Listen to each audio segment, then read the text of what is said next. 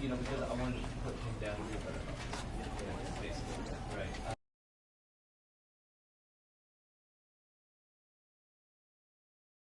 This is the story of a man named Stanley. Stanley worked for a company in a big building where he was employee number 427. Employee number 427's job was simple. He sat at his desk in room 427 and he pushed buttons on a keyboard. Orders came to him through a monitor on his desk, telling him what buttons to push, how long to push them, and in what order. This is what employee 427 did every day of every month of every year. And although others might have considered it soul-rending, Stanley relished every moment that the orders came in, as though he had been made exactly for this job. And Stanley was happy. And then one day, something very peculiar happened. Something that would forever change Stanley. Something he would never quite forget.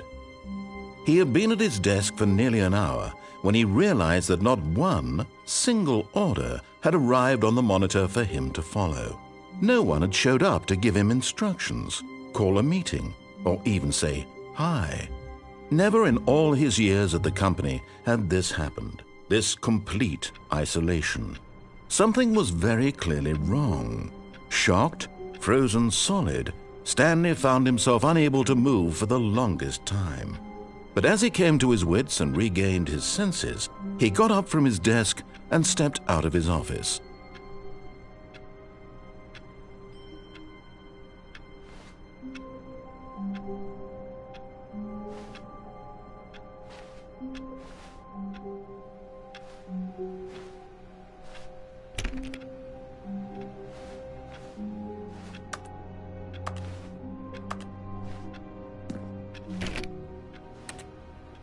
All of his co-workers were gone. What could it mean? Stanley decided to go to the meeting room. Perhaps he had simply missed a memo. No matter how hard Stanley looked, he couldn't find a trace of his co-workers.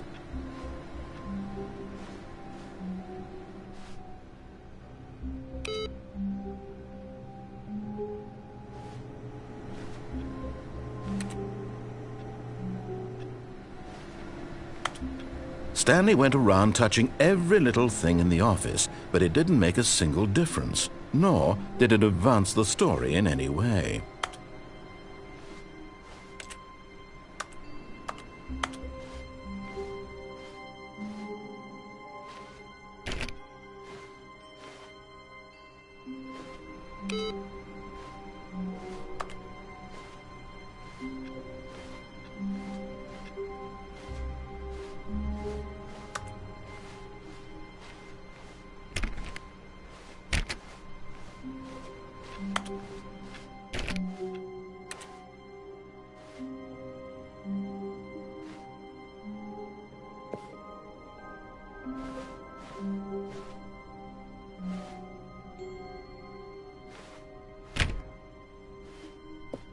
When Stanley came to a set of 2 open doors, he entered the door on his left.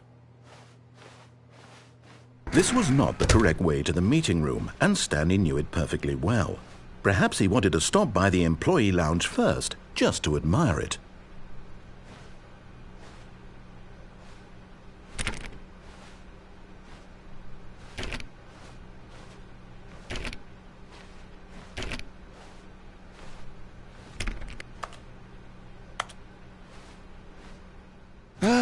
Yes, truly a room worth admiring. It had really been worth the detour after all, just to spend a few moments here in this immaculate, beautifully constructed room.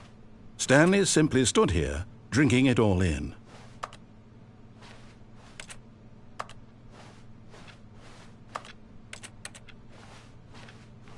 Yes, really, really worth it being here in the room. A room so utterly captivating that even though all your co-workers but eager to get back to business, Stanley took the first open door on his left.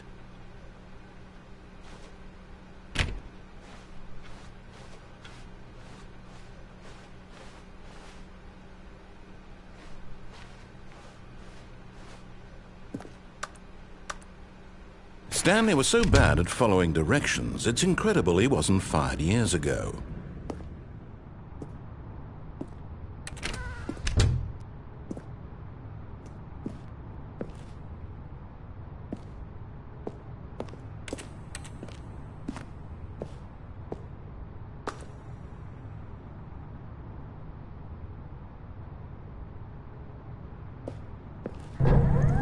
Look, Stanley, I think perhaps we've gotten off on the wrong foot here. I'm not your enemy, really, I'm not.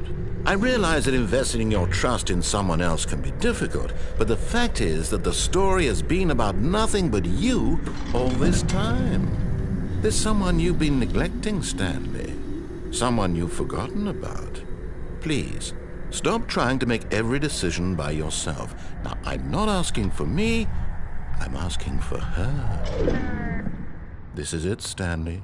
Your chance to redeem yourself, to put your work aside, to let her back into your life. She's been waiting.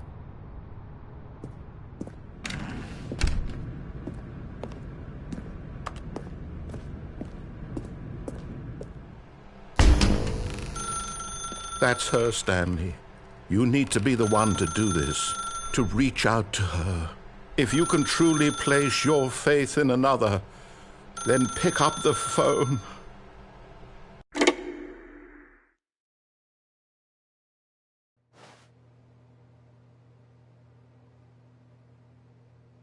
Oh, Stanley, is that you?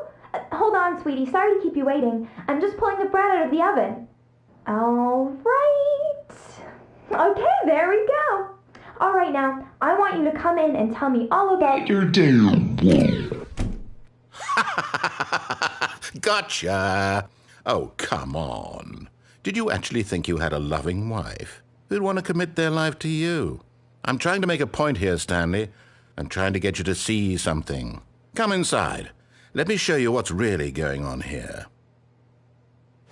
Sorry, but you're in my story now.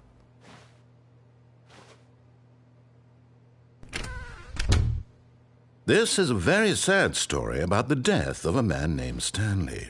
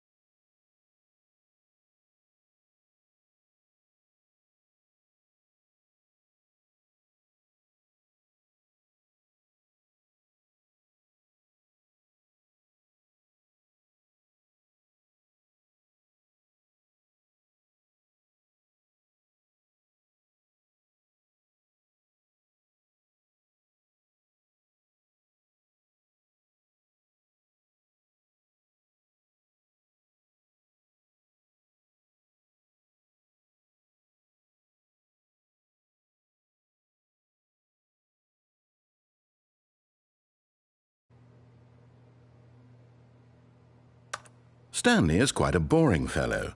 He has a job that demands nothing of him, and every button that he pushes is a reminder of the inconsequential nature of his existence.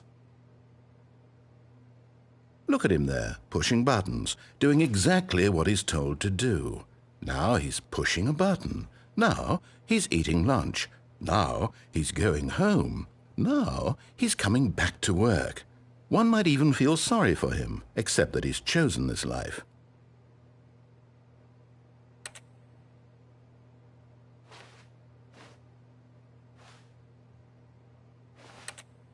But in his mind, in his mind he can go on fantastic adventures. From behind his desk, Stanley dreamed of wild expeditions into the unknown, fantastic discoveries of new lands. It was wonderful, and each day that he returned to work was a reminder that none of it would ever happen to him. And so he began to fantasize about his own job. First, he imagined that one day while at work, he stepped up from his desk to realize that all of his co-workers, his boss, everyone in the building had suddenly vanished off the face of the earth. The thought excited him terribly.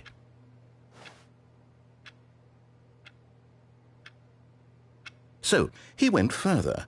He imagined that he came to 2 open doors and that he could go through either. At last, choice. It barely even mattered what lay behind each door. The mere thought that his decisions would mean something was almost too wonderful to behold. As he wandered through this fantasy world, he began to fill it with many possible paths and destinations. Down one path lay an enormous round room with monitors and mind controls. And down another was a yellow line that weaved in many directions, and down another was a game with a baby. And he called it the Stanley Parable.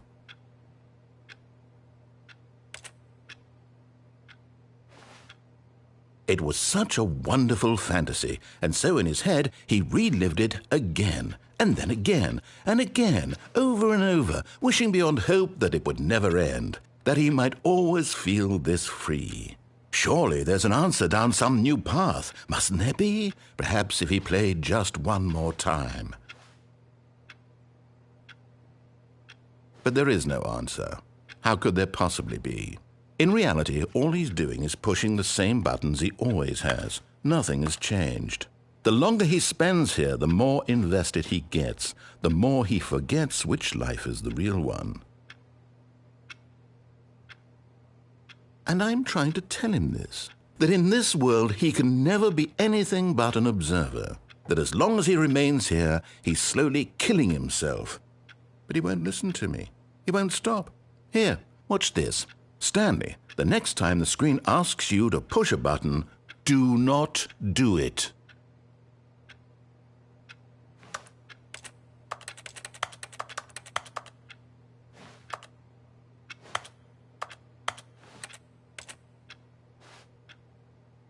You see? Can he just not hear me? How can I tell him in a way that he'll understand that every second he remains here, he's electing to kill himself? How can I get him to see what I see? How can I make him look at himself? I suppose I can't, not in the way I want him to. But I don't make the rules. I simply play to my intended purpose, the same as Stanley. We're not so different, I suppose. I'll try once more to convey all this to him. I'm compelled to. I must. Perhaps, well, maybe this time he'll see. Maybe this time. And I tried again, and Stanley pushed a button. And I tried again, and Stanley pushed a button. And I tried.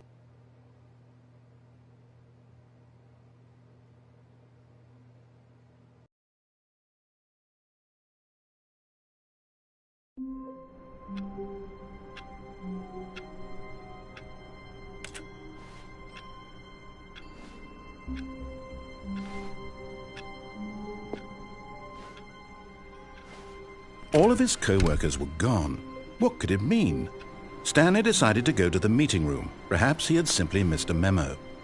No matter how hard Stanley looked, he couldn't find a trace of his co-workers.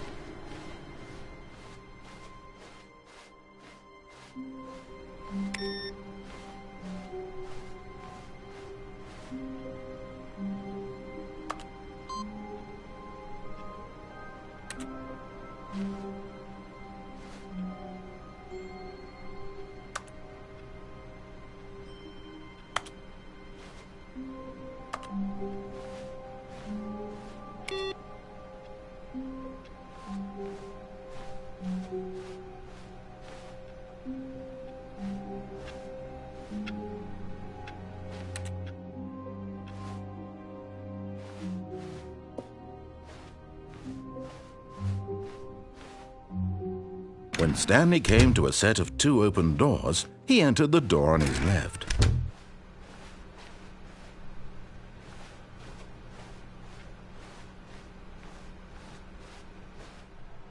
Yet there was not a single person here either.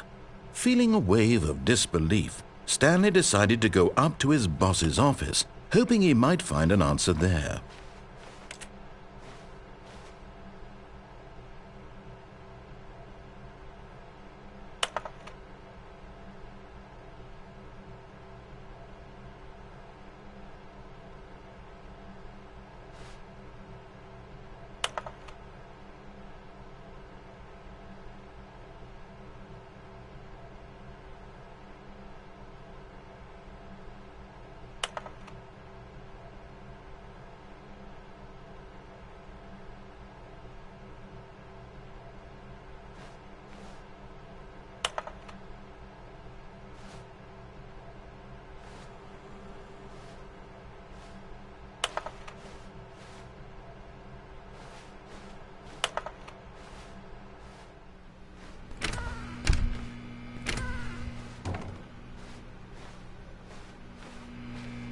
Stanley stepped into the broom closet, but there was nothing here, so he turned around and got back on track.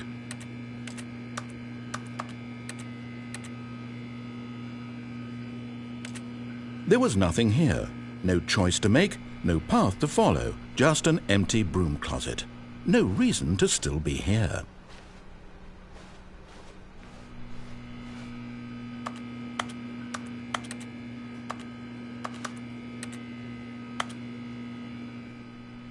It was baffling that Stanley was still just sitting in the broom closet. He wasn't even doing anything. At least if there was something to interact with, he'd be justified in some way. As it is, he's literally just standing there doing sweet FA.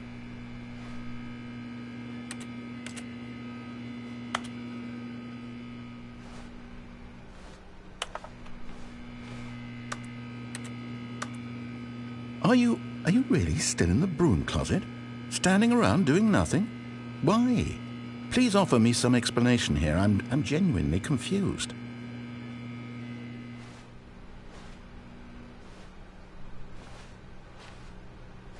Coming to a staircase, Stanley walked upstairs to his boss's office.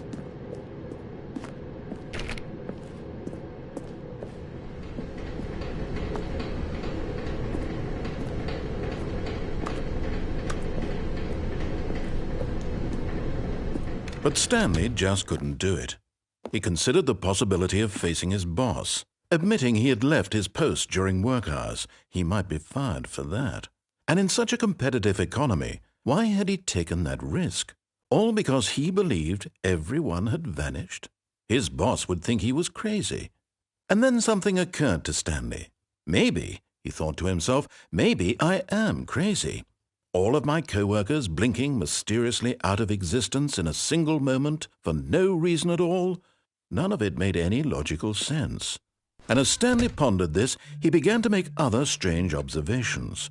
For example, why couldn't he see his feet when he looked down? Why did doors close automatically behind him wherever he went? And for that matter, these rooms were starting to look pretty familiar. Were they simply repeating? No, Stanley said to himself, this is all too strange. This can't be real. And at last, he came to the conclusion that had been on the tip of his tongue. He just hadn't found the words for it. I'm dreaming, he yelled. This is all a dream. Oh, what a relief Stanley felt to have finally found an answer, an explanation. His co-workers weren't actually gone. He wasn't going to lose his job. He wasn't crazy after all. And he thought to himself, I suppose I'll wake up soon. I'll have to go back to my boring real-life job pushing buttons. I may as well enjoy this while I'm still lucid. So he imagined himself flying and began to gently float above the ground. Then he imagined himself soaring through space on a magical starfield, and it too appeared. It was so much fun, and Stanley marveled that he had still not woken up. How was he remaining so lucid? And then perhaps the strangest question of them all entered Stanley's head. One he was amazed he hadn't asked himself sooner. Why is there a voice in my head dictating everything that I'm doing and thinking? Now the voice was describing itself being considered by Stanley, who found it particularly strange. I'm dreaming about a voice describing me, thinking about how it's describing my thoughts, he thought. And while he thought it all very odd and wondered if this voice spoke to all people in their dreams, the truth was that, of course, this was not a dream. How could it be? Was Stanley simply deceiving himself, believing that if he's asleep he doesn't have to take responsibility for himself? Stanley is as awake right now as he's ever been in his life. Now, hearing the voice speak these words was quite a shock to Stanley.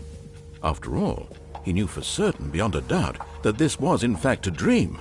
Did the voice not see him float and make the magical stars just a moment ago? How else would the voice explain all that? This voice was a part of himself too. Surely, if he could just... He would prove it. He would prove that he was in control, that this was a dream. So he closed his eyes gently, and he invited himself to wake up. He felt the cool weight of the blanket on his skin, the press of the mattress on his back, the fresh air of a world outside this one. Let me wake up, he thought to himself. I'm through with this dream. I wish it to be over. Let me go back to my job. Let me continue pushing the buttons. Please, it's all I want. I want my apartment and my wife and my job. All I want is my life exactly the way it's always been. My life is normal. I am normal. Everything will be fine. I am okay.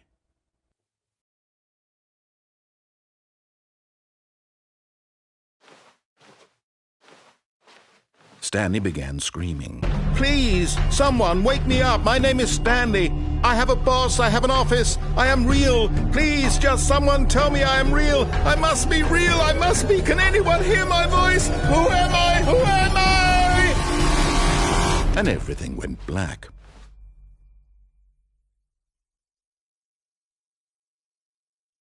This is the story of a woman named Mariella. Mariella woke up on a day like any other. She arose, got dressed, gathered her belongings, and walked to her place of work. But on this particular day, her walk was interrupted by the body of a man who had stumbled through town talking and screaming to himself, and then collapsed dead on the sidewalk. And although she would soon turn to go call for an ambulance, for just a few brief moments she considered the strange man. He was obviously crazy, this much she knew. Everyone knows what crazy people look like. And in that moment, she thought to herself how lucky she was to be normal. I am sane. I am in control of my mind. I know what is real and what isn't. It was comforting to think this, and in a certain way, seeing this man made her feel better. But then she remembered the meeting she had scheduled for that day. The very important people whose impressions of her would affect her career, and by extension, the rest of her life. She had no time for this, so it was only a moment that she stood there, staring down at the body. And then she turned and ran.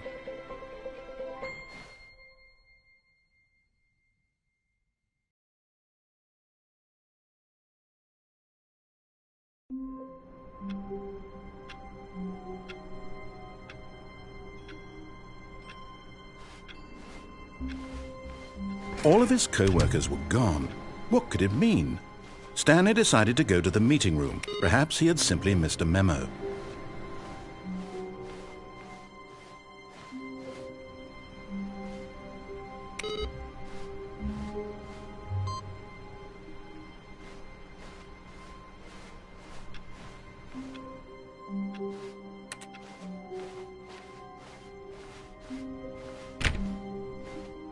When Stanley came to a set of 2 open doors, he entered the door on his left.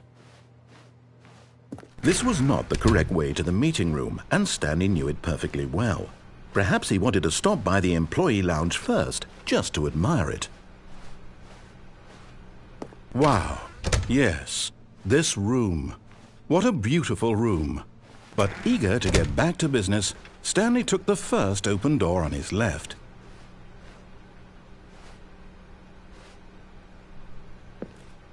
And so he detoured through the maintenance section, walked straight ahead to the opposite door, and got back on track.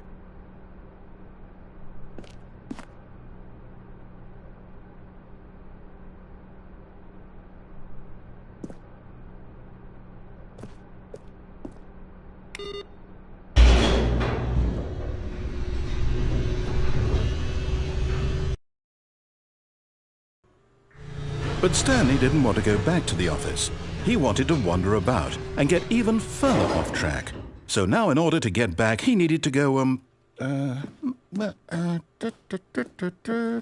from here it's, left.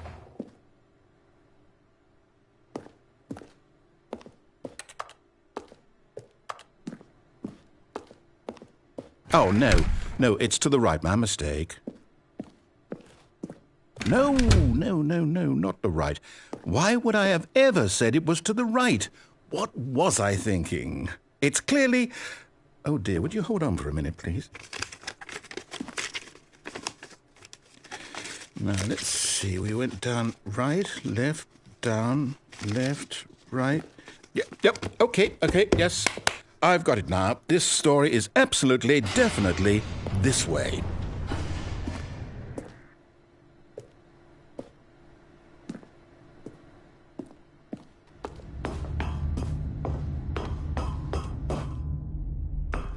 No. This isn't right at all. You're not supposed to be here yet. This is all a spoiler. Quick, Stanley, close your eyes. Okay. We just have to get back to, oh, who am I kidding? It's all rubbish now. The whole story completely unusable. How about, rather than waste my time trying to salvage this nonsense, we'll just restart the game from the beginning. And this time, suppose we don't wander so far off track, Okay, from the top.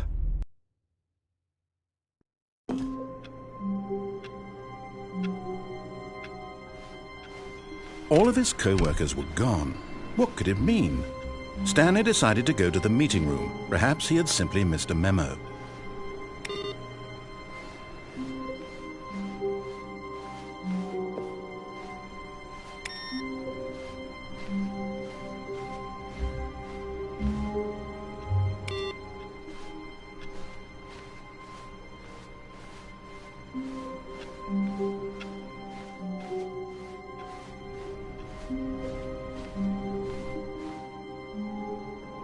When Stanley... Wait, what? No, I restarted. I swear I definitely restarted the game over, completely fresh. Everything should be... Oh, did something change? Stanley, did you change anything when we were back in that room with all the monitors? Did you move the story somewhere or... Hold on. Why am I asking you? I'm the one who wrote the story. It was right here just a minute ago. I know for sure that it's here somewhere. Okay, then. It's an adventure. Come, Stanley. Let's find the story.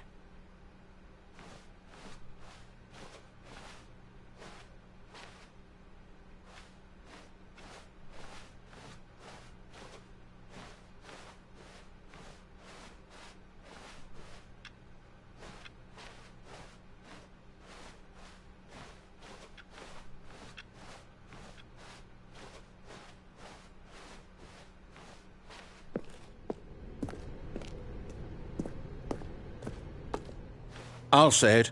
This is the worst adventure I've ever been on. I can promise you there definitely was a story here before.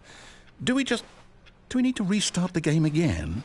Well, I find it unlikely that we'll ever progress by starting over and over again, but it's got to be better than this. Okay, let's give it a shot. Why not?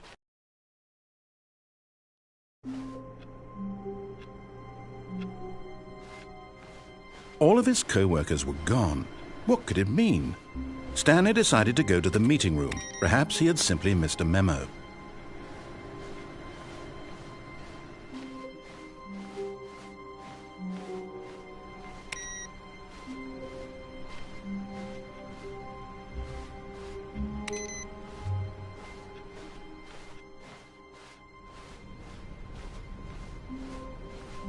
Okay, yep, it's worse.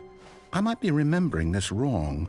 It's possible the story is back where we just came from. Why don't we go back the other direction and see if we missed anything?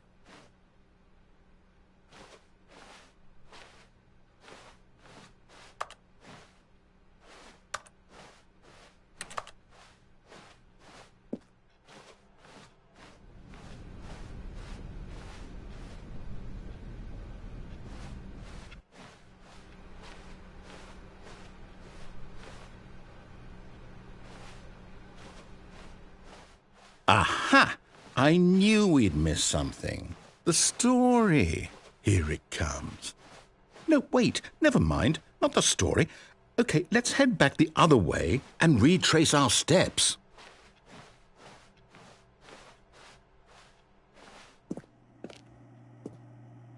Now this... Well, I'll be honest, I don't recognize this place at all. Is this the story? I don't think so.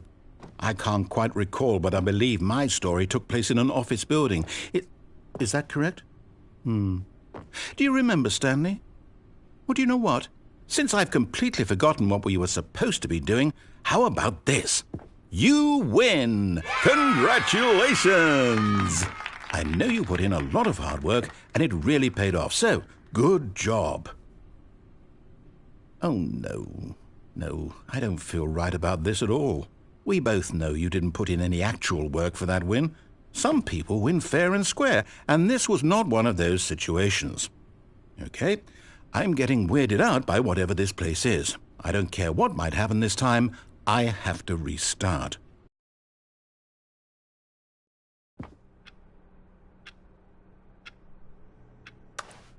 All right, I've got a solution. This time, to make sure we don't get lost, I've employed the help of the Stanley Parable Adventure Line.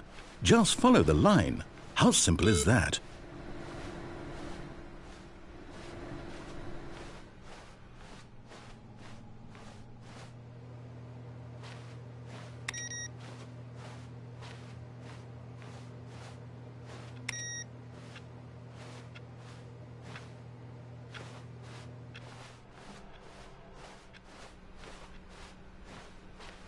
No, I'm down. We're leaving it up to the line from now on.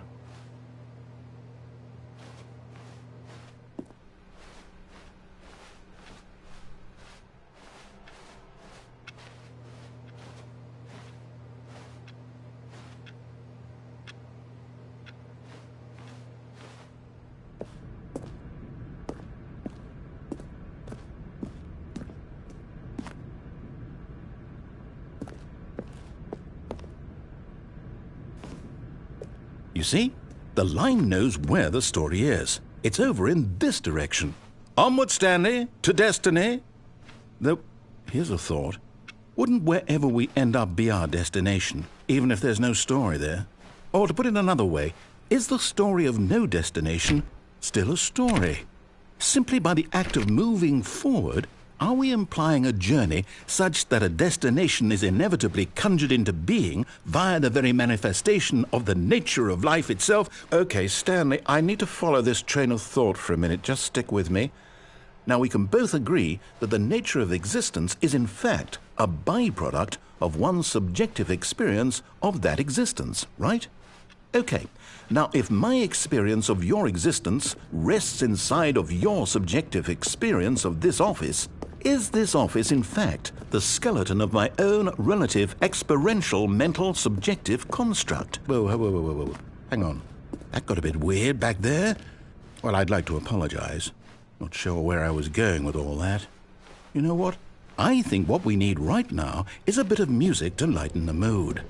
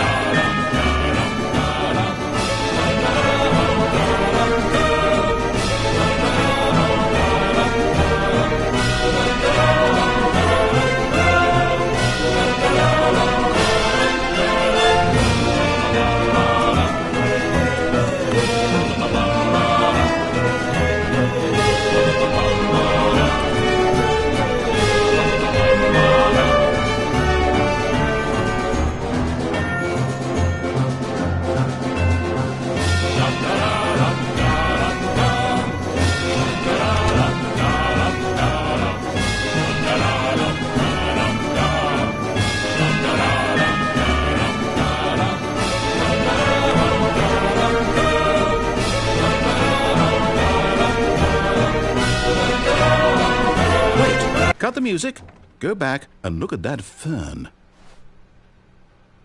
Stanley, this fern will be very important later in the story. Make sure you study it closely and remember it carefully. You won't want to miss anything.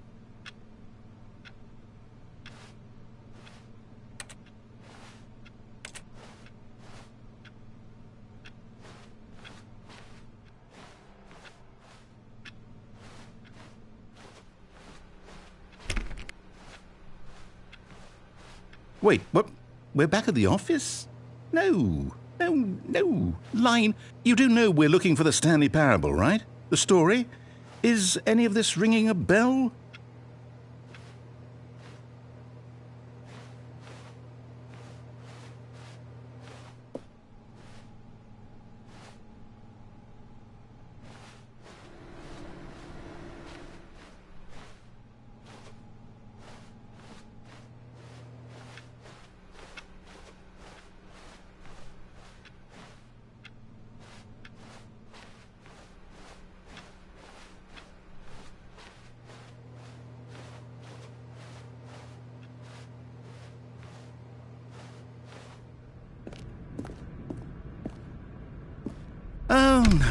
Oh, no, not again, Line. How could you have done this to us? And after we trusted you, after everything we've been through, you... Oh, I can't take this anymore. To hell with it. Restart.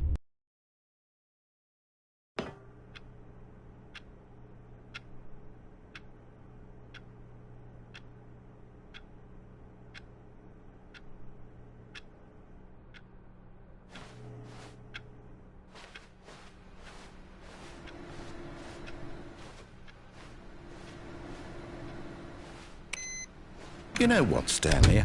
I say forget the adventure line. What's it ever done for us? We're intelligent people, right? Why can't we make up our own story? Something exciting, daring, mysterious.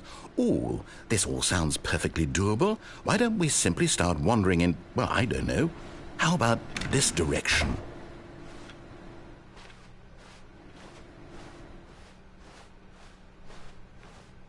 Now, yes, this is exciting. Just me and Stanley forging a new path, a new story. Well, it could be anything. What do you want our story to be? Go wild. Use your imagination. Whatever it might be, Stanley, I'm ready for it.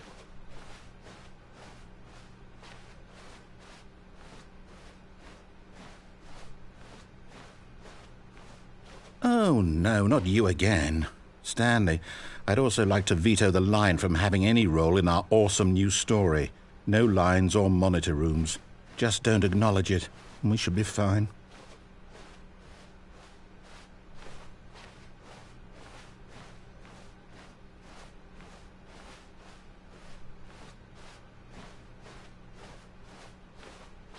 Ah, a choice. We get to make a decision. From here, the story is in our control. How important we mustn't squander the opportunity. In fact, I believe I need a minute to think here. Just walk in circles for a minute. Okay, so I know that each door has to lead somewhere, which means that somewhere at the place where we're trying to go, there must be a reverse door that leads here. And that in turn means that our destination corresponds with the counter-inverted reverse door's origin. So starting from the right, let us ask, will taking the right door lead us to where we're going? And since the answer is clearly yes, then by all accounts, the door on the right is the correct one. Another victory for logic. Come, Stanley, our destiny awaits.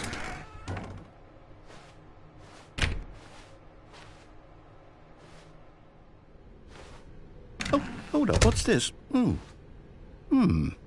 The confusion ending. You're telling me that's what this is? It's all one giant ending? And we're supposed to restart the game, what, eight times?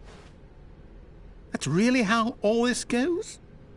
It's all determined? So now, according to the schedule, I restart again. Then what? Am I just supposed to forget? Well, what if I don't want to forget? My mind goes blank simply because it's written here on this thing, wall. Well, who consulted me? Why don't I get to decide? Why don't I get a say in all of this? Is it really... No, it can't be. I don't want it to be. I don't want the game to keep restarting. I don't want to forget what's going on. I don't want to be trapped like this. I won't restart the game. I won't do it. I won't do it. I won't do it. And the timer stopped? Does that mean, did we do it? Did we break the cycle? The, whatever it is that made this schedule? How would we even know? Will someone come for us? Will something happen? So, okay. I guess now we just wait. You know, I suppose in some way that this is a kind of story, wouldn't you agree? I'm not quite sure if we're in the destination or the journey, though they're always saying that life is about the journey and not the destination, so I hope that's where we are right now. We'll find out, won't we? Eventually. Well, in the meantime, if you...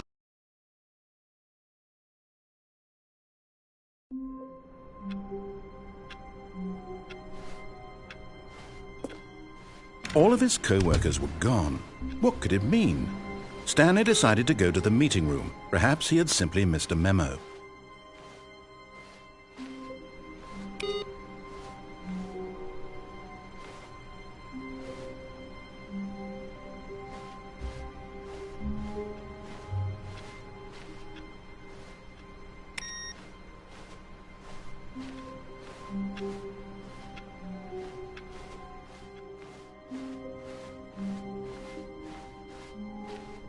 When Stanley came to a set of 2 open doors, he entered the door on his left.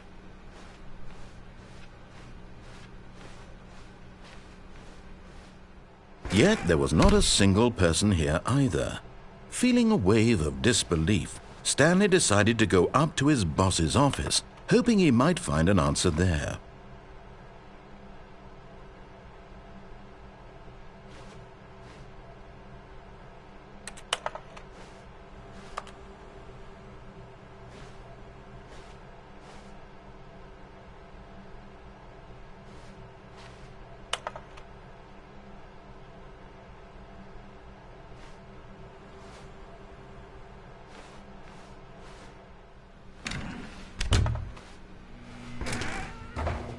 Oh, no. Oh, no, no, no, no, no, no, no, no, no, no, not again. I won't be part of this. I'm not going to encourage you. I'm not going to say anything at all.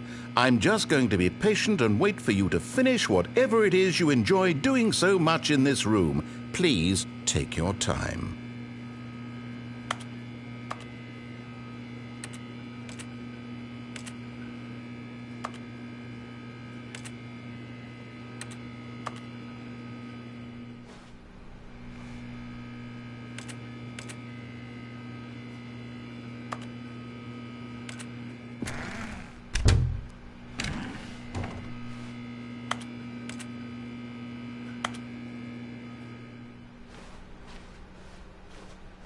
Coming to a staircase, Stanley walked upstairs to his boss's office.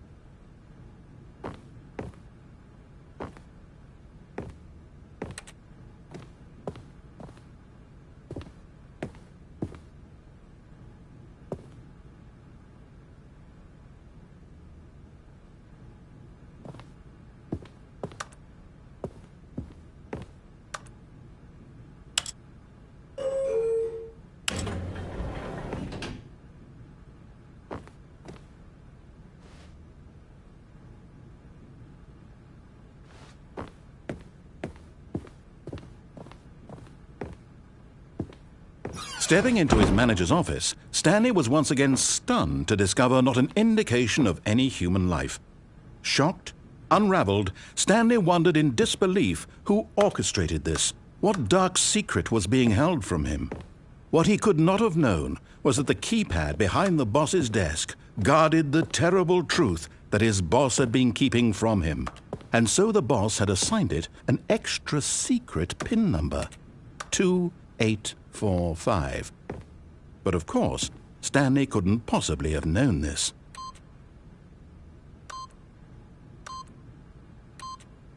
Yet incredibly, by simply pushing random buttons on the keypad, Stanley happened to input the correct code by sheer luck. Amazing. He stepped into the newly opened passageway.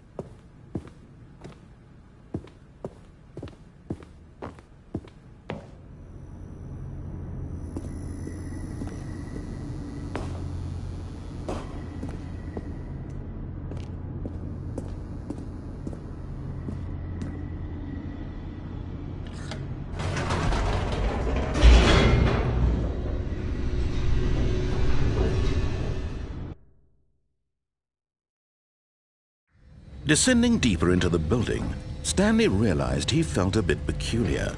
It was a stirring of emotion in his chest, as though he felt more free to think for himself, to question the nature of his job. Why did he feel this now, when for years it had never occurred to him? This question would not go unanswered for long.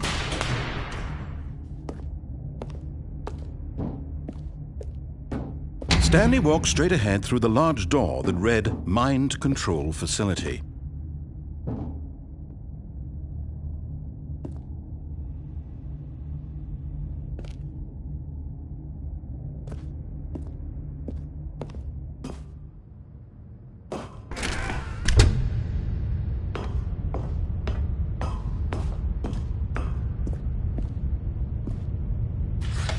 The lights rose on an enormous room packed with television screens. What horrible secret did this place hold? Stanley thought to himself. Did he have the strength to find out?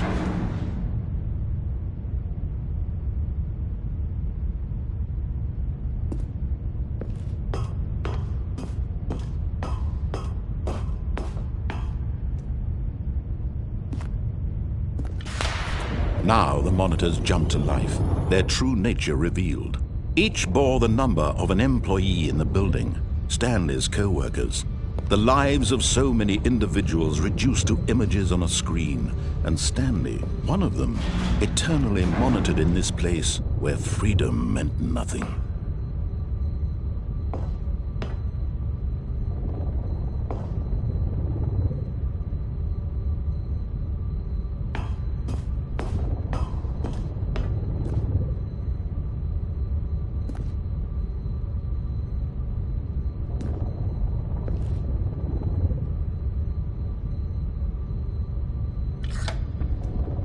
This mind control facility, it was too horrible to believe. It couldn't be true. Had Stanley really been under someone's control all this time? Was this the only reason he was happy with his boring job? That his emotions had been manipulated to accept it blindly? No, he refused to believe it. He couldn't accept it. His own life in someone else's control? Never! It was unthinkable, wasn't it? Was it even possible? Had he truly spent his entire life utterly blind to the world? But here was the proof, the heart of the operation. Controls labeled with emotions, happy or sad or content. Walking, eating, working, all of it monitored and commanded from this very place. And as the cold reality of his past began to sink in, Stanley decided that this machinery would never again exert its terrible power over another human life. For he would dismantle the controls once and for all.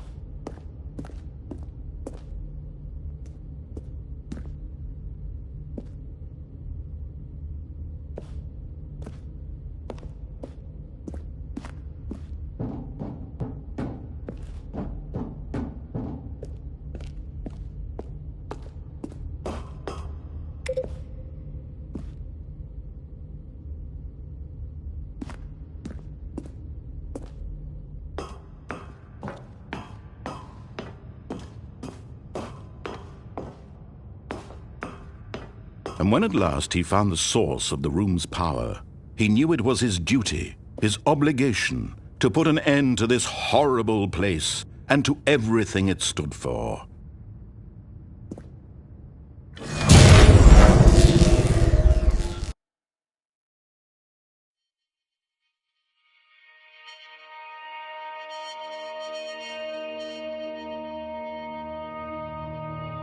Blackness and a rising chill of uncertainty. Was it over? Yes! He had won! He had defeated the machine, unshackled himself from someone else's command. Freedom was mere moments away. And yet, even as the immense door slowly opened, Stanley reflected on how many puzzles still lay unsolved. Where had his co-workers gone? How had he been freed from the machine's grasp?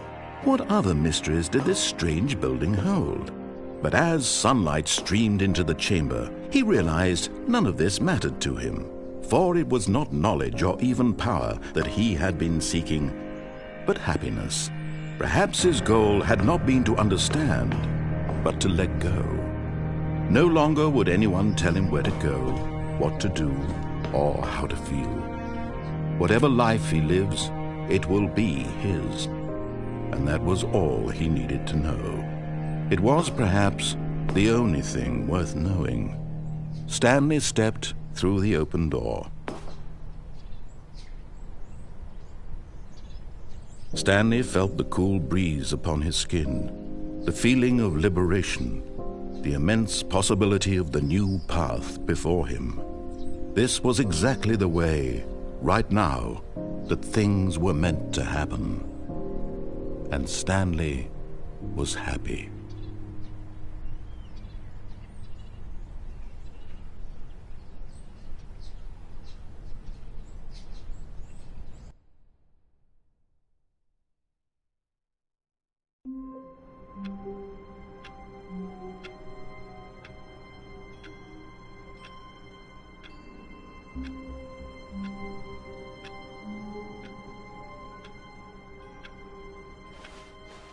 Wait, Stanley thought to himself.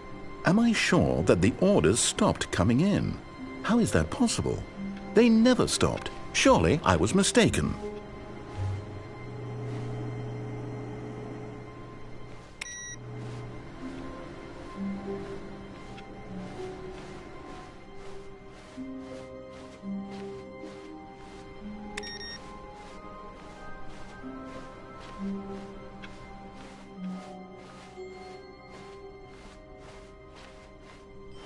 When Stanley came to a set of 2 open doors, he entered the door on his left.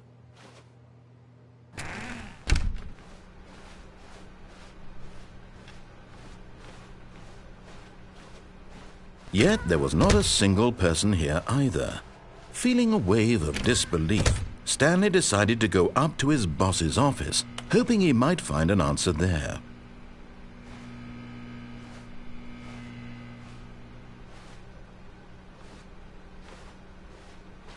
Coming to a staircase, Stanley walked upstairs to his boss's office.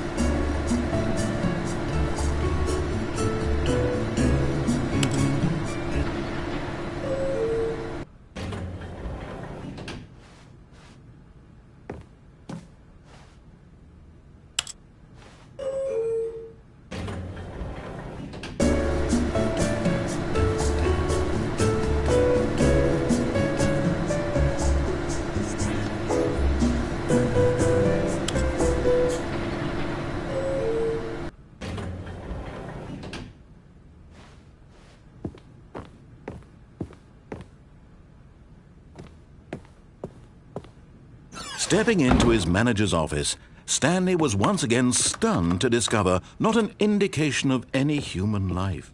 What could it mean? Stanley wondered aloud to nobody.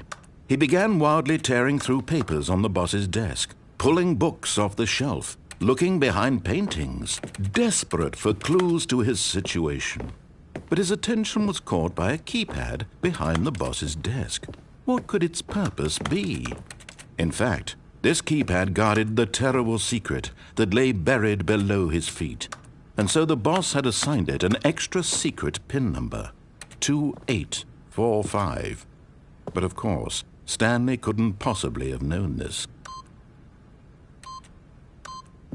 Yet incredibly, by simply pushing random buttons on the keypad, Stanley happened to input the correct code by sheer luck. Amazing. He stepped into the newly opened passageway.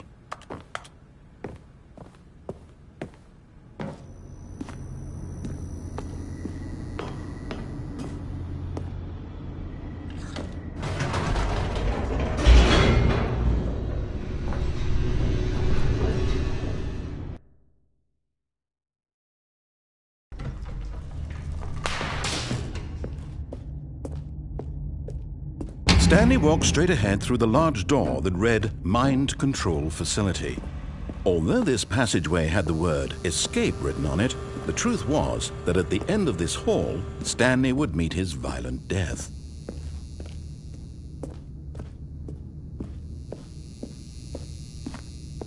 The door behind him was not shut. Stanley still had every opportunity to turn around and get back on track.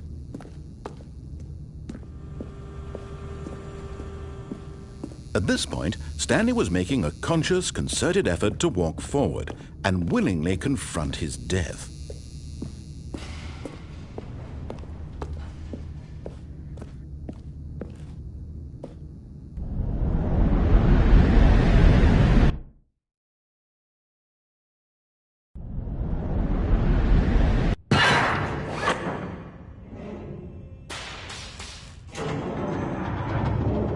As the machine whirred into motion and Stanley was inched closer and closer to his demise, he reflected that his life had been of no consequence whatsoever.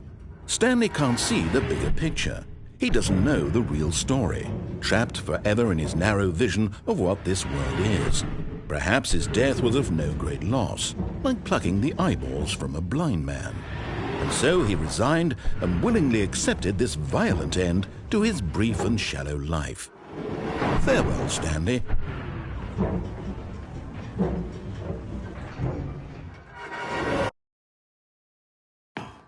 Farewell, Stanley, cried the narrator, as Stanley was led helplessly into the enormous metal jaws. In a single visceral instant, Stanley was obliterated as the machine crushed every bone in his body, killing him instantly.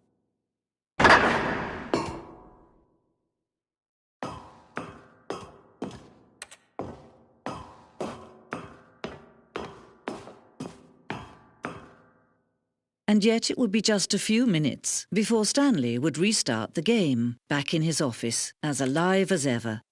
What exactly did the narrator think he was going to accomplish? When every path you can walk has been created for you long in advance, death becomes meaningless, making life the same. Do you see now?